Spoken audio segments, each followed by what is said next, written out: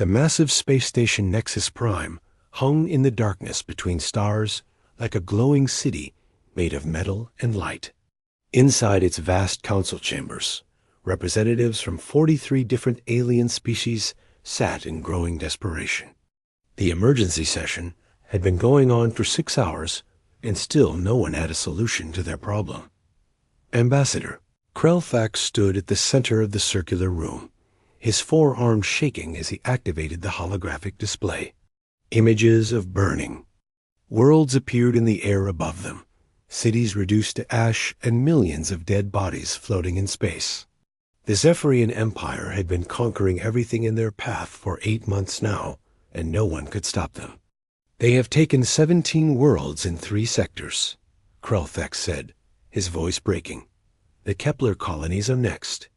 If they fall, 40 billion people will lose their main food supply.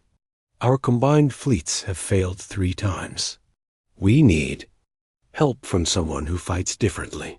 High Counselor Vexaria of the Centauri Collective shifted in her floating chair. Her 6 eyes blinked in sequence as she considered the words that everyone was thinking, but no one wanted to say.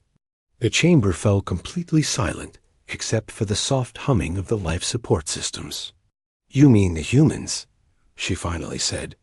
Reaction was immediate. Several representatives moved back from the center of the room. Others began whispering in their native languages. The Altarians covered their faces with their hands. Everyone knew about the humans, but most preferred not to think about them too much. Humanity had joined the Galactic Council 50 years ago, after what the official records called First Contact Protocols. The unofficial truth was more disturbing. A human exploration ship had stumbled into the middle of a war between 2 minor species. Instead of running away or asking for help, the humans had ended the entire conflict in 6 days, using methods that still gave military analysts nightmares. "They are a Death World species," muttered Admiral Kevlar from his seat near the back. "They come from a planet so dangerous that just surviving there turned them into natural killers. Every animal on their world tries to eat them. Their weather can destroy cities. Their ground shakes and splits open. Their oceans have storms that could sink our battleships. And yet they thrive there," added Dr. Yelanara, the Council's chief xenobiologist. "They turned every threat into a tool. They eat things that would poison most of us. They swim in water. That would freeze our blood. They climb mountains that would crush our bones. Most disturbing of all, they enjoy doing these things." Captain Jake Morrison was reviewing supply reports aboard the Earth Defense Force vessel Valiant when the priority transmission came through. He was a tall man with graying hair and scars on his hands from 20 years of military service. The message appeared on his personal screen with the highest encryption codes. Council emergency request for military consultation regarding Zephyrian Empire expansion, he read aloud to his second-in-command. "They want our help again." Lieutenant Commander Lisa Chun looked up from her own workstation. She was younger than Morrison, but had already seen enough combat to understand what the request really meant. "How bad is it this time?" Morrison pulled up the attached files, and his expression grew serious. Intelligence reports showed Zephyrian fleet movements, casualty estimates, and tactical analyses from 3 failed defensive campaigns. The numbers were not good. "Bad enough that they are willing to ask us for help instead of just complaining about our methods afterward," he said. "The Zephyrians are not like the pirates or border raiders we have dealt with before. They are our real military power with discipline and advanced technology. So why are the Council species losing to them?" Morrison studied the battle reports more carefully. The alien fleets had superior numbers in most engagements. Their weapons technology was roughly equal to the Zephyrians. Their ships were well designed, and their crews were properly trained. On paper, they should have been winning. They are fighting fair, he realized. Look at these engagement patterns. Both sides line up their fleets, exchange fire at maximum range, and the side with better shields and more ships wins. It is like watching ancient naval battles in space. And the Zephyrians are better at that kind of fighting. Much better. They have been conquering their neighbors for centuries, using the same tactics. They know exactly how to win conventional fleet battles. Morrison closed the files and began composing his reply. But they have never fought humans. Their response. Morrison sent back to the Galactic Council was typically brief. EDF acknowledges request. Admiral Hayes will arrive at Nexus Prime in 72 hours with assessment team. Recommend all available intelligence be prepared for review. What the message did not mention was that 3 other human ships were already moving toward Zephyrian space through routes that did not appear on any galactic navigation charts. The humans had learned long ago that preparation was more important than firepower. Admiral Rick Hayes received his briefing while his ship was still in hyperspace. He was a short, stocky man who had started his career as an enlisted Marine and worked his way up through every rank in the Earth Defense Force. His reputation for solving impossible problems had made him the go-to commander for situations like this. The Zephyrians are apex predators from a resource-poor world, Dr. Amy Rodriguez explained over the communication link from Earth. She was the military's chief, xenopsychologist, and had studied every known alien species. They evolved to be perfect conventional warriors. Fast, strong, aggressive, and completely dedicated to military hierarchy. What are their weaknesses? They have never lost a war. They have never faced an enemy that refused to fight by established rules. They believe that superior force and tactics will always win because that has always worked for them before. Hayes nodded. And they have never fought humans. Exactly. They expect their enemies to behave rationally, to surrender when losses become too high, to follow the normal patterns of galactic warfare. They are not prepared for opponents who treat impossible odds as a personal challenge. The Admiral looked at the tactical displays showing Zephyrian fleet positions. Dozens of massive warships arranged in perfect formations, moving through space with mathematical precision. It was beautiful in its own way and completely predictable. What about civilian casualties? He asked. Hi. The Zephyrians do not deliberately target non-combatants, but they do not go out of their way to avoid them either. Conquered populations are relocated to work camps. Standard Imperial expansion model. Hayes felt the familiar cold anger. That came whenever he heard about civilians being used as tools of war. It was the same feeling that had driven human military doctrine since the species first reached the stars. Wars were fought between militaries, not against helpless populations. Prepare a full assessment package, he ordered. I want to know everything about their technology, tactics, leadership structure, and supply lines. Also get me psychological profiles on their command staff. Already in progress, sir. The EDF Ghost dropped out of hyperspace at the edge of the Nexus Prime system 12 hours ahead of schedule. The stealth destroyer was invisible to most sensors and appeared on traffic control screens only when Captain Morrison chose to decloak. The sudden appearance of a human warship in the middle of the most secure system in the galaxy sent security alerts throughout the station. Admiral Hayes transported over to Nexus Prime with a small team of specialists. Their arrival in the council chambers caused the same nervous reaction that humans always provoked among other species. Conversations stopped, representatives moved to give them more space, and everyone tried very hard not to stare at the predators. Who had come to help them? The briefing that followed was thorough and professional.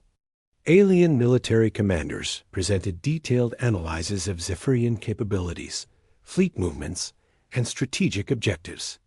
They showed star charts, weapon specifications, and casualty projections. Everything was organized, logical, and completely Useless. Hayes listened politely until the presentations were finished, then asked the questions that mattered. How many civilians have they killed? What is their industrial capacity? Do they take prisoners? How do they treat surrendered enemies? The answers painted a clear picture. The Zephyrians were efficient conquerors who viewed other species as resources to be managed. They were not particularly cruel, but they were completely ruthless. Resistance was crushed quickly and permanently. We need 48 hours to complete our assessment, Hayes announced. After that, we will present our recommendations. What he did not say was that the assessment had already begun the moment humans learned about the situation.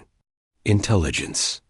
Teams were already studying intercepted Zephyrian communications, analyzing their supply networks, and identifying key vulnerabilities. The 48-hour delay was not for gathering information, but for preparing the psychological groundwork for what would come next. The Galactic Council was about to learn why every human military manual began with the same warning. The enemy's greatest advantage is their assumption that you will fight like they do. Admiral Rick Hayes stood in the main briefing room of Nexus Prime, surrounded by holographic displays showing every piece of intelligence the Galactic Council had gathered about the Zephyrian Empire. The alien military commanders watched nervously as Hayes and his team studied the information with an intensity that made everyone in the room uncomfortable. Their fleet formations are perfect, observed Commander Steve Parker, the human intelligence specialist. He was a thin man with sharp eyes who had spent 15 years analyzing alien military tactics. Every ship in exactly the right position, optimal firing angles, maximum defensive coverage. Too perfect, agreed Lieutenant Colonel Janet Wilson.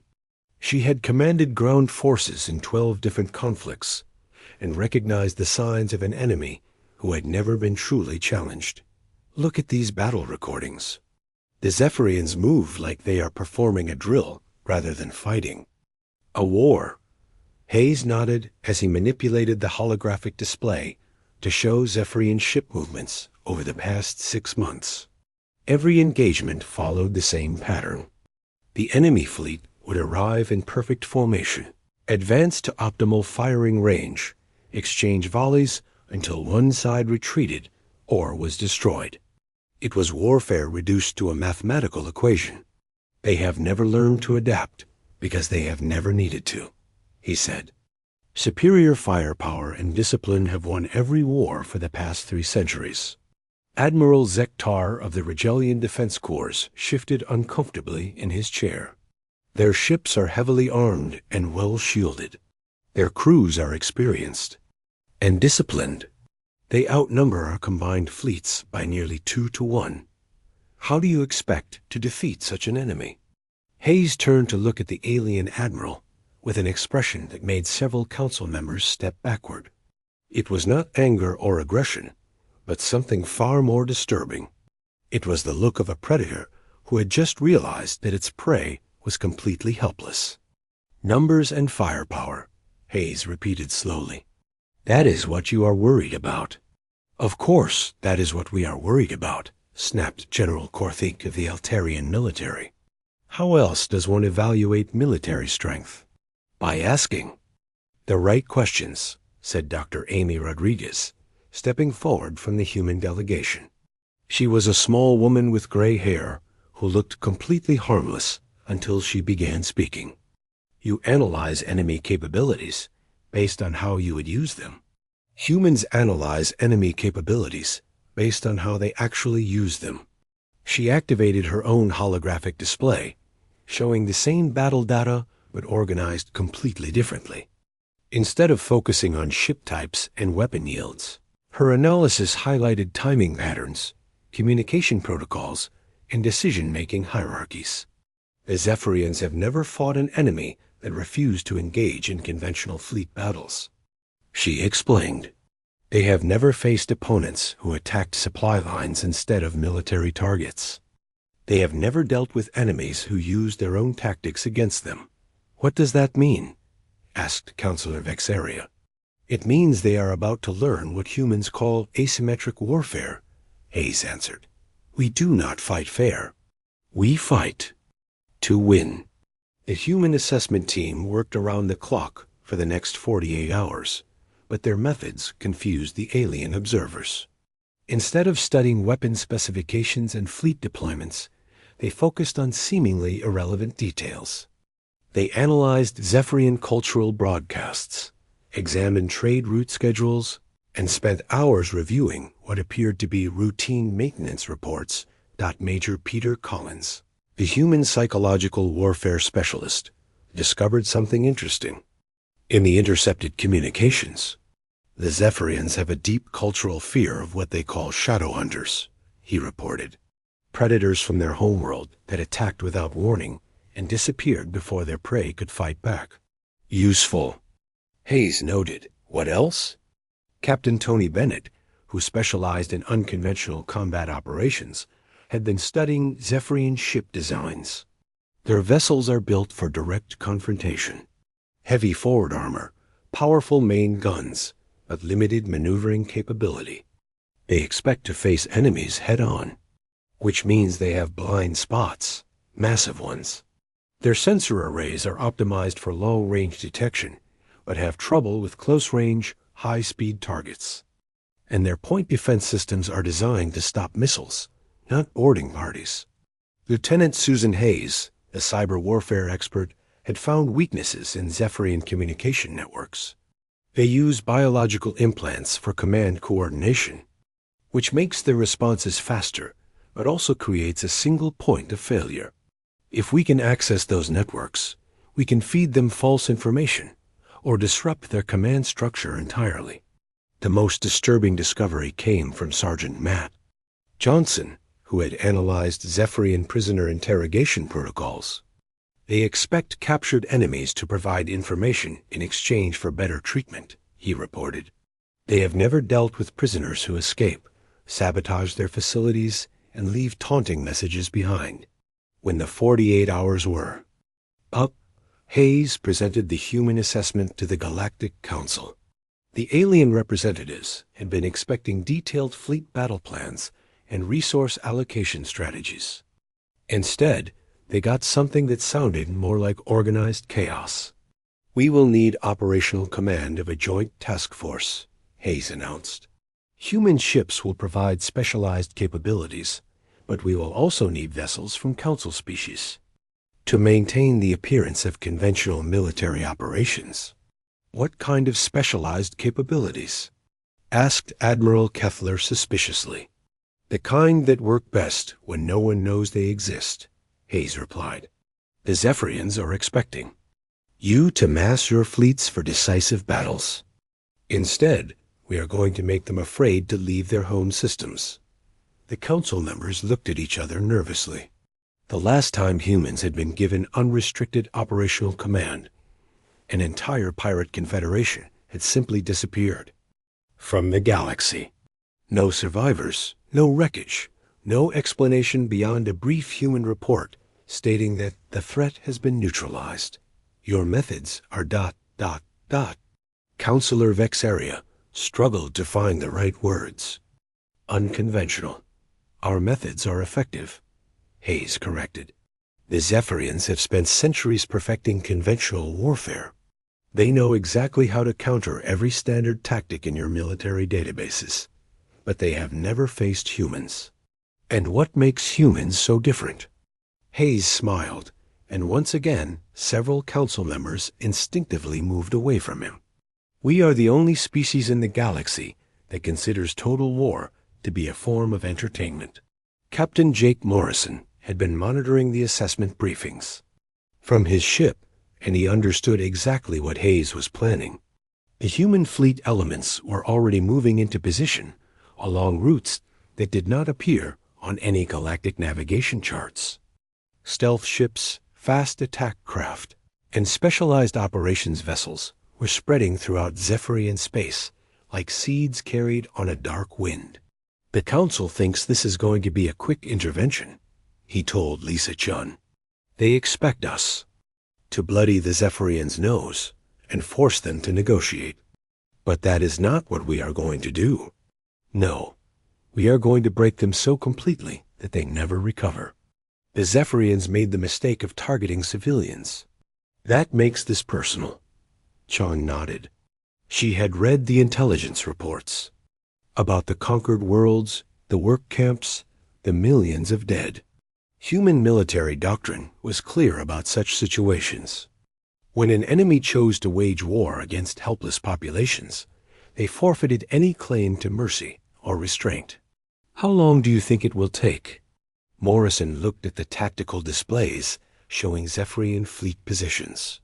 Dozens of powerful warships, arranged in perfect defensive formations, confident in their superiority and certain of their victory. They had no idea what was coming for them. 6 weeks, he predicted. Maybe less if they break faster than expected. The formal authorization came through encrypted channels 12 hours later. Admiral Hayes now had operational command of Task Force Retribution, a combined fleet of human and council vessels with orders to resolve the Zephyrian situation through appropriate military action.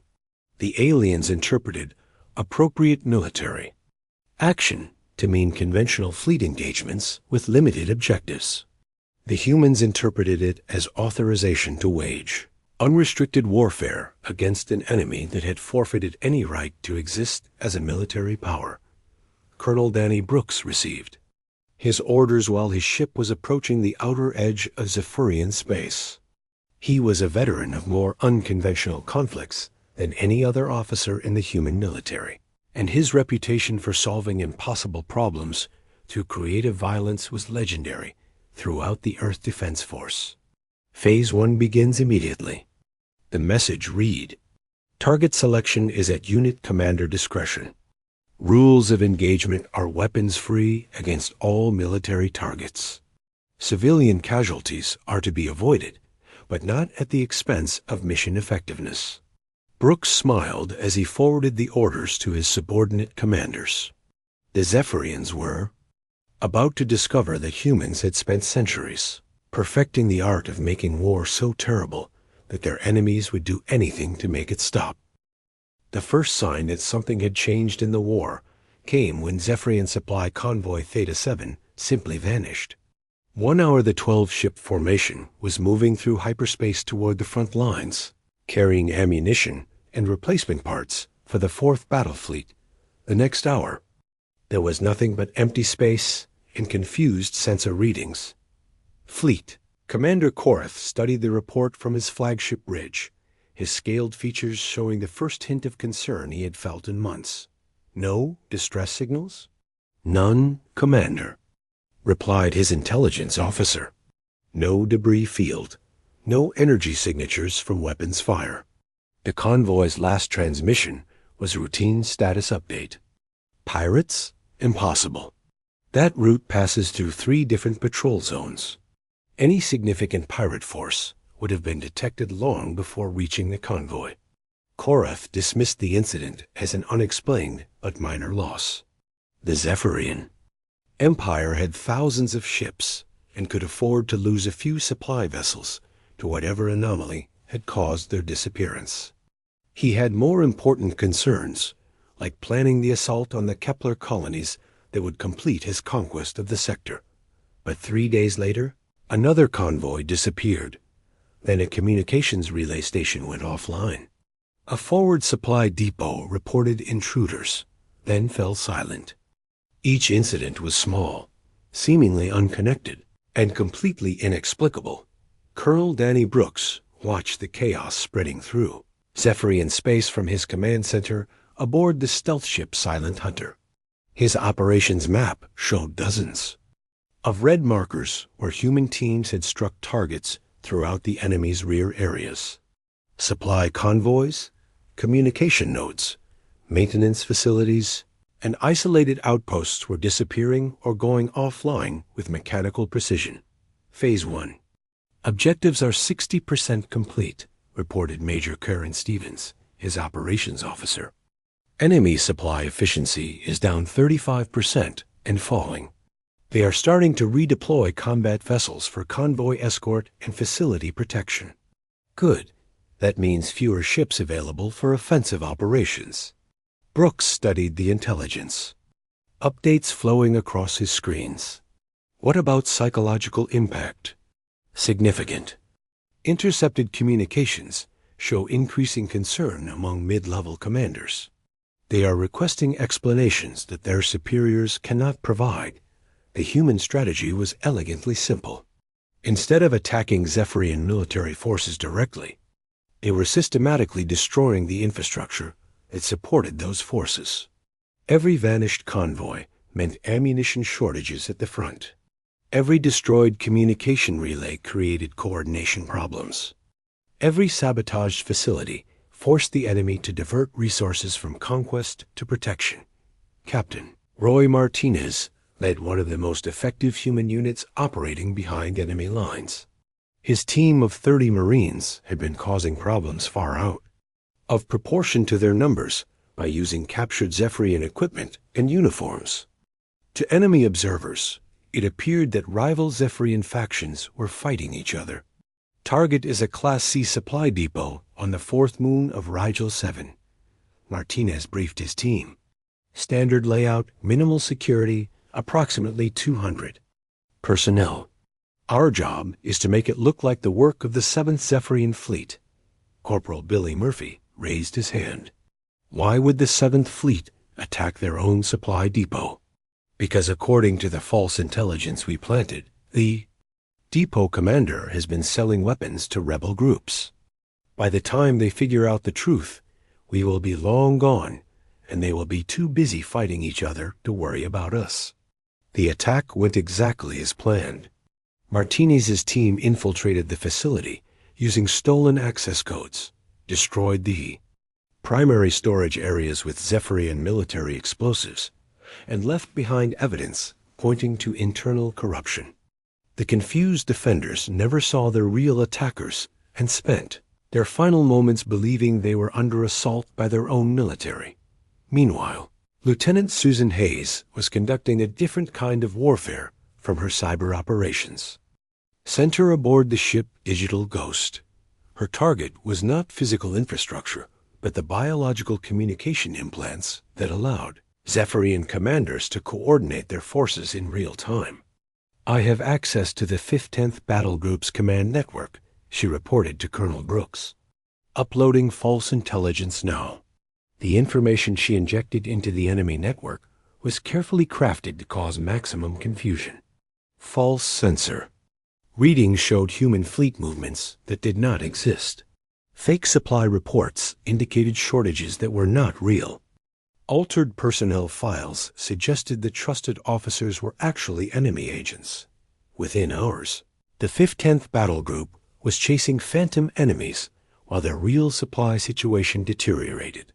Their commander, convinced that he was surrounded by traitors and spies, began issuing contradictory orders that further disrupted his fleet's effectiveness. The psychological warfare component was handled by Major Peter Collins, who had studied Zephyrian culture and biology to find their deepest fears. His team broadcast specially designed signals throughout enemy space, targeting the biological implants that most Zephyrians used for communication and data access. The subsonic frequency triggers their ancestral fear response, Collins explained. To his staff, combined with the specific audio patterns, it creates a sensation that their own instincts interpret as being hunted by invisible predators. The broadcasts were subtle, barely detectable by standard sensors, but their effect on Zephyrian crews was devastating. Sleep became difficult. Concentration suffered. Even experienced warriors found themselves jumping at shadows and looking over their shoulders for threats that were not there. Captain Tony Bennett specialized in the most direct form of human warfare, boarding actions. His team used a combination of stealth technology, unconventional entry methods, and pure audacity to capture enemy vessels from the inside. The Zephyrians designed their ships for external threats, Bennett explained to his assault team. Heavy armor on the outside, powerful weapons pointed forward, but minimal internal security. They never expect enemies to get inside their hulls. His latest target was the heavy cruiser Conquest of Stars, flagship of the Zephyrian Third Fleet.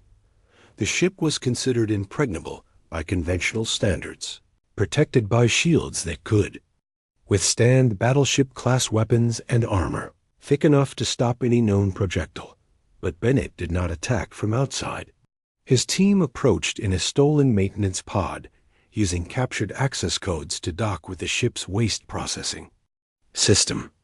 By the time the Zephyrian crew realized they had been boarded, human marines were already spreading throughout the vessel like a virus. The battle for control of the Conquest of Stars lasted 6 hours and ended with the complete capture of the most powerful warship in the Zephyrian fleet.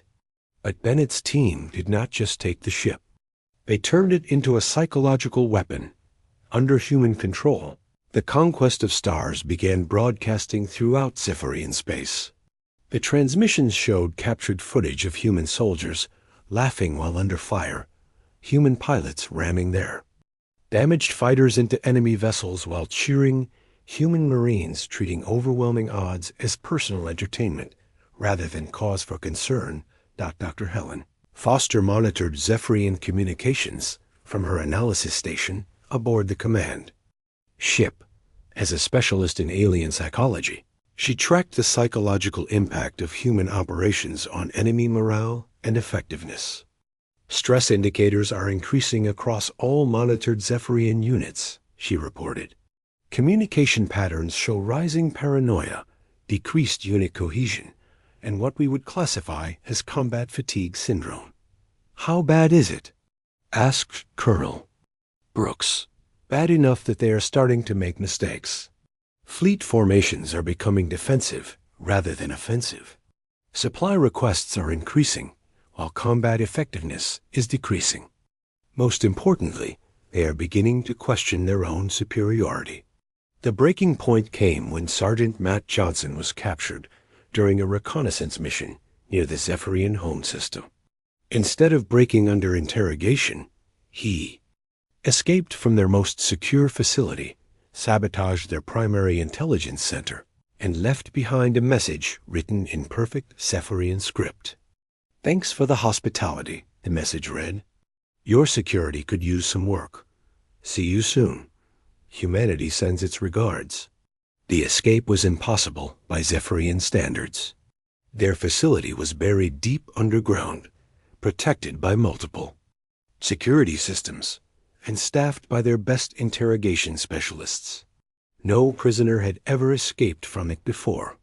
The fact that a human had not only gotten out, but had also caused massive damage while leaving a taunting note behind, shattered their confidence in their own capabilities. Commander Vorthek, veteran of dozens of Zephyrian conquests, filed a report that his superiors initially refused to believe. "The humans do not fight like any species we have encountered before," he wrote. "They adapt faster than we can respond. They learn our tactics within days and develop counters within hours. They never retreat when retreat would be logical. They never surrender when surrender would be rational." The report continued with observations that troubled even hardened Zephyrian military leaders. "They appear to enjoy combat situations that would terrify our best warriors.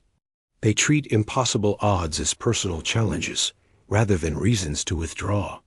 Most disturbing of all, they seem to become more effective as conditions become more desperate." Supreme Commander Vector stood in the war room of the Zephyrian High Command, staring at a holographic display that showed the steady collapse of his empire's military effectiveness. Red markers indicated lost supply convoys, offline communication, relays, and facilities that had gone silent. Yellow markers showed units operating at reduced capacity due to supply shortages. Green markers, representing fully operational military assets, were becoming increasingly rare. "How many ships have we lost in direct combat?" he asked his chief of staff. 17 vessels destroyed, Supreme Commander. Another 34 captured or disabled. "And how many enemy ships have we destroyed?" The pause that followed was telling. Confirmed kills number 3 Supreme Commander. Hector felt something he had never experienced in 40 years of military service. Genuine fear. Not the tactical concern that came with facing a dangerous opponent, but the deep, primal terror of realizing that his forces were being systematically hunted by predators they could neither see nor understand. What about their fleet strength? How many ships are they using against us? Intelligence estimates vary widely, Supreme Commander. We have confirmed sightings of approximately 60 human vessels, but their stealth capabilities make accurate counts impossible. They could have twice that number operating in our space without us knowing. The truth was even worse than his staff realized. The humans were achieving their devastating effects with fewer than 40 ships and perhaps 2,000 personnel. They had turned asymmetric warfare into an art form, using the Zephyrians' own assumptions and expectations against them, Captain. Jake Morrison reviewed the operational summary from his position aboard the Valiant. Human forces had been operating in Zephyrian space for 8 weeks, and the results exceeded even the most optimistic projections. Enemy logistics networks were in collapse, their communication systems were compromised, and their military leadership was showing clear signs of psychological breakdown. The Zephyrians are pulling back from 3 occupied systems, reported Lisa Chun, now serving as his intelligence officer. They claim it is for strategic repositioning, but intercepts show they are too afraid to maintain extended supply lines. Good. Fear is a more effective weapon than any gun we could build. Morrison studied the latest batch of intercepted communications. What about their morale? Deteriorating rapidly. Mid-level commanders are requesting transfers to rear area assignments. Some units are reporting illness rates of 30%, though medical scans show no actual disease. Psychosomatic stress reactions. They know something is hunting them, but they cannot identify the threat or predict when it will strike next. The human strategy was working exactly as intended. Instead of destroying the Zephyrian military through direct confrontation, they were causing it to destroy itself through fear, confusion, and paranoia. Every vanished patrol made the survivors more cautious. Every sabotaged facility made commanders more suspicious of their own personnel. Every impossible escape or inexplicable attack made them question their fundamental assumptions about warfare. Commander, Vorthak submitted his resignation from active duty after his 3rd consecutive mission. Failure. His final report to Fleet Headquarters contained observations that would have been dismissed as impossible just months earlier. The humans do not follow any recognizable pattern of military behavior, he wrote. They attack when attack seems impossible.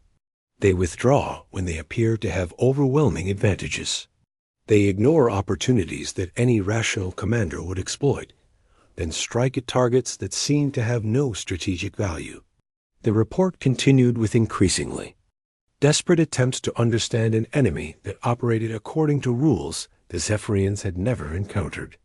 They show no fear of death, no concern for casualties, and no respect for superior numbers or firepower. Most disturbing of all, they seem to become more dangerous as the situation becomes more hopeless. What Vorthak could not understand was that humans had evolved on a world where hopeless situations were simply Tuesday afternoon. Every human carried genetic programming that treated overwhelming odds as normal operating conditions and impossible challenges as entertainment. Sergeant Matt Johnson had become something of a legend among both human and Zephyrian forces. His escape from the supposedly impregnable detention facility had been followed by a series of increasingly audacious operations that seemed designed more to humiliate the enemy than to achieve specific military objectives. His latest mission involved infiltrating the Zephyrian Fleet Admiral's personal quarters and leaving behind a collection of human entertainment media, specifically movies about underdog heroes defeating overwhelming odds through determination and creative violence. The psychological impact of discovering that their enemies watch such content for fun was devastating to Zephyrian morale. "The humans are not normal," reported the Fleet Admiral Security Chief. "They produce entertainment about situations that would give our warriors nightmares. They celebrate characters who charge into battle against impossible odds. They make heroes out of individuals who sacrifice themselves to achieve victory." Dr. Helen Foster analyzed the growing collection of Zephyrian communication intercepts and found patterns that confirmed her worst predictions. "They are showing classic signs of learned helplessness," she told Admiral Hayes during their weekly briefing. "Their command structure is becoming paralyzed by indecision. They know they are losing but cannot identify why or how to stop it." How much longer before complete breakdown? 2 weeks, maybe 3. Their psychological conditioning is not equipped to handle this type of warfare. They evolved as apex predators in an environment where superior force always won. The concept of being systematically outmaneuvered by a smaller, weaker enemy is literally incomprehensible to them. The final phase of the human campaign began when Captain Tony Bennett led a coordinated assault on 3 different Zephyrian command centers simultaneously. Using intelligence gathered from captured personnel and compromised computer systems, human forces struck at the heart of enemy coordination capabilities. The attacks were planned to occur within minutes of each other, creating the impression that human forces were far larger and more widespread than they actually were. Each assault team used different tactics and equipment, making it appear as though multiple human fleets were operating independently throughout Zephyrian space. Admiral Corthell, commanding the Zephyrian Second Fleet, received conflicting reports of human attacks from 3 different sectors within a 10-minute period. According to his intelligence staff, this should have been impossible. The human forces would have needed to cover distances that required weeks of hyperspace travel in less than an hour. Either they have developed faster-than-light communication and transportation systems that surpass our own, his chief analyst reported, or they have been operating in our space far longer than we realized, with forces far larger than our estimates indicated. Both conclusions were terrifying. If the humans had technological advantages, that significant conventional warfare was hopeless. If they had been infiltrating Zephyrian space for months without detection, then no military installation or fleet position could be considered secure. The truth was simpler but no less disturbing. Human forces had been present in Zephyrian space since before the war officially began, moving through hyperspace routes that did not appear on galactic navigation charts and using stealth technology that made their ships effectively invisible to standard sensors. They had been watching, learning, and preparing while their enemies planned conquest. Major Peter Collins initiated the final psychological warfare operation from his command center aboard the stealth ship Nightmare. His target was not military installations or supply lines, but the fundamental confidence that held Zephyrian civilization together. "Broadcasting on all frequencies," reported his communications specialist. "Signal strength is maximum. Penetration is complete." The transmission that flooded Zephyrian space was unlike anything their military had prepared for. Human laughter, recorded during actual combat situations, echoed through every communication channel. The sound of human pilots joking while their ships were being shot apart. Human Marines singing while charging through enemy fire. Human commanders making casual conversation while orchestrating impossible victories docked to the Zephyrians, who viewed warfare as a serious, calculated endeavor requiring discipline and respect for superior force. The broadcasts were deeply disturbing. Their enemies were not just defeating them. Their enemies were enjoying it. Fleet Admiral Sektar filed an emergency report to the Zephyrian High Command that marked the beginning of the end. "The humans are not like us," he wrote. "They are not like any species we have encountered. They treat warfare as recreation. They laugh at danger that would paralyze our best soldiers. They celebrate situations that should fill any rational being with terror. The report continued with observations that shattered fundamental Zephyrian assumptions about military conflict. They do not fight to conquer territory or acquire resources. They fight because they enjoy fighting. This makes them completely unpredictable and utterly ruthless.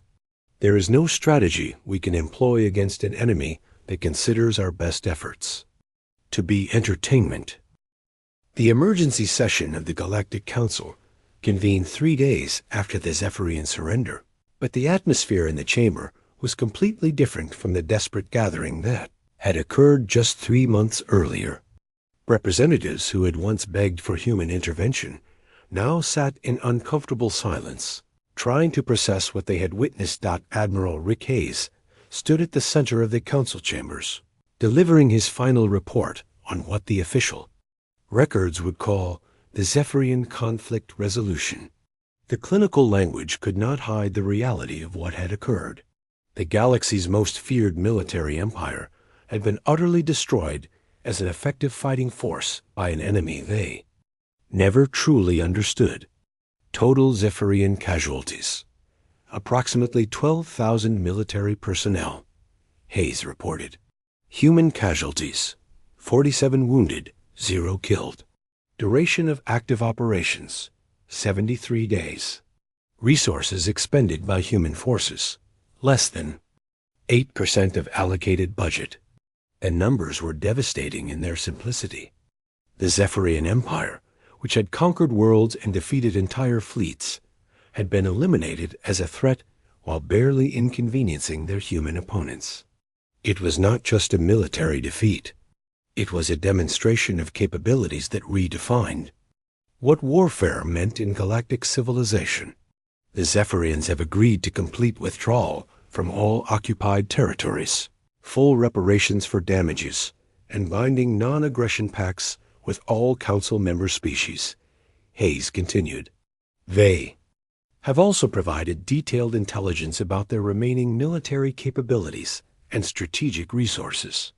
What he did not mention was that the Zephyrians had volunteered this information without being asked, desperate to prove their complete submission and avoid any possibility of continued human attention. The former empire was so thoroughly broken that they were actively helping their former enemies to ensure they would never be considered a threat again. High Counselor Vexaria spoke for the assembled representatives when she asked the question that everyone was thinking but no one wanted to voice. Admiral Hayes, how many human ships participated in these operations? 37 vessels of various classes, plus support elements. And how many human personnel? Approximately 1,800 combat personnel, plus technical and intelligence specialists. The silence that followed was profound. The Zephyrian Empire had fielded over 300 warships and more than 2 million military personnel. They had been defeated by a human force less than 1% their size, using tactics that seemed to violate every principle of conventional warfare. Ambassador Krell Thok, who had originally requested human intervention, found his voice first. How is such a thing possible? Hayes considered the question carefully before answering. The Zephyrians approached warfare like a mathematical equation. Superior numbers plus advanced technology equals victory. They were correct within the parameters of conventional galactic military doctrine. But humans do not follow conventional military doctrine. No, humans approach warfare as a problem to be solved using any available method. We do not limit ourselves to tactics that seem fair or honorable. We use whatever works, regardless of whether other species consider it acceptable. The implications were staggering. If humans could defeat a major military power using such a small force, what could they accomplish if they committed their full resources to a conflict? And if their methods were so effective against conventional opponents, how could any species defend itself against human attack?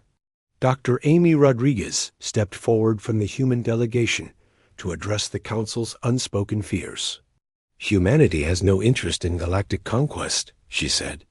Our methods are designed to end conflicts quickly and permanently, not to acquire territory or resources. We fight to restore peace, not to expand our own power. But you could conquer any of us if you chose to, observed Admiral Kefler quietly. Yes, Hayes answered without hesitation. But we will not choose to, as long as you do not give us reason to view you as threats to innocent civilians. The warning was delivered in a calm, professional tone, but its meaning was unmistakable. Humanity would tolerate aggressive behavior between galactic species, but any attack on helpless populations would trigger the same response that had destroyed the Zephyrian Empire. Captain Jake Morrison watched the council proceedings from his ship, knowing that this moment would define humanity's relationship with galactic civilization for generations to come. The alien species were learning that humans were simultaneously their most reliable allies and their most dangerous potential enemies. They are afraid of us now, Lisa Chon observed. Good. Fear prevents stupid decisions. The Zephyrians were not afraid, and look what happened to them. But they are also grateful. We saved millions of lives and ended a war that could have lasted decades. Morrison nodded. That gratitude will fade as the fear remains. In 50 years, most species will remember that humans are dangerous. Only a few will remember that we are also willing to help. The long-term consequences of the conflict were already becoming apparent in intercepted communications between various galactic governments. Military doctrines were being rewritten to account for asymmetric human warfare tactics. Diplomatic protocols were being updated to ensure that disputes with human representatives remained civil. Intelligence agencies were trying to understand how a species could be so effective at warfare while showing no interest in conquest. Admiral Hayes concluded his report with observations that would influence galactic politics for centuries. The Zephyrian conflict demonstrates that conventional military thinking is inadequate when facing unconventional opponents.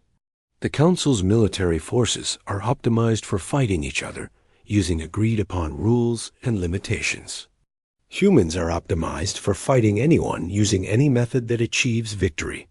Are you suggesting that our military forces are inadequate? Asked General Korthik.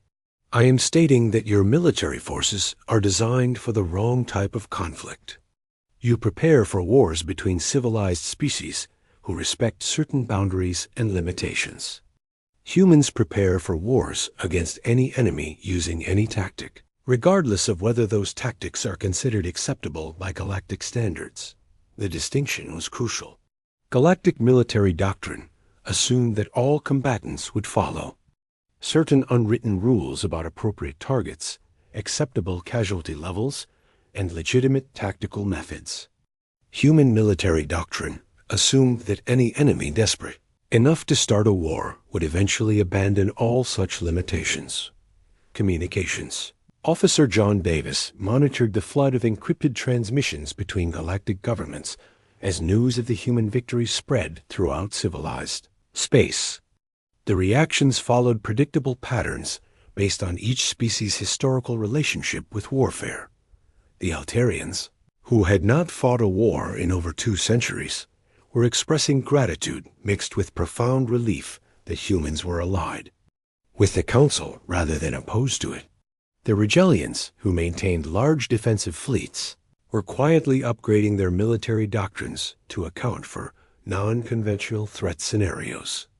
The Centauri Collective was already drafting new diplomatic protocols designed to ensure that their interactions with humanity remained friendly.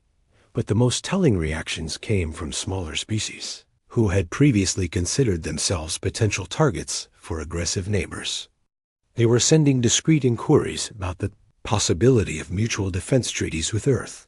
The message was clear.